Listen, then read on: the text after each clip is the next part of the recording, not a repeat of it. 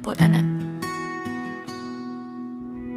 Nung hawak mo pa ang maliit kong kamay, ikaw ang ilaw sa gabing madilim kong buhay.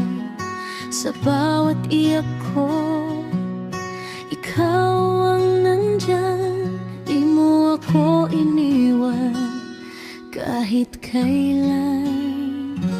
Gabi-gabi mong puyat sa pag-aalaga, habang kay mama kumakayod para sa amin. Hindi ko noon kayang suklian pagmamahal na walang hanggan.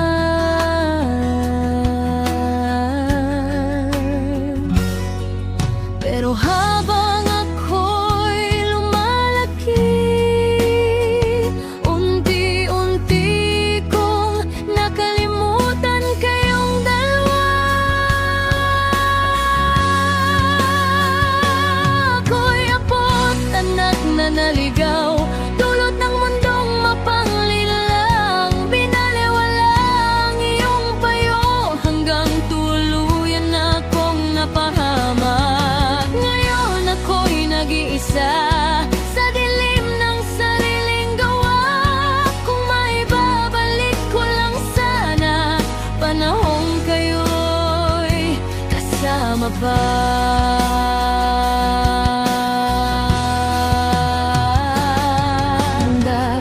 Matigas ako, di nakinig sa inyo. Akala ko tama ang lahat ng gusto ko. Sa barkada't masamang landas na punta, gang sarili ko'y di ko na makilala.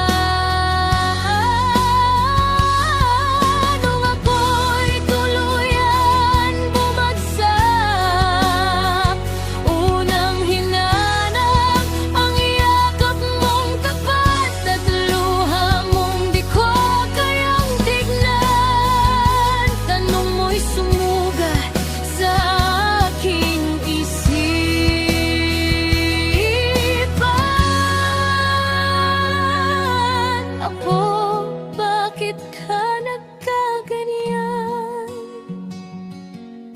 Doon ko lang maramdaman.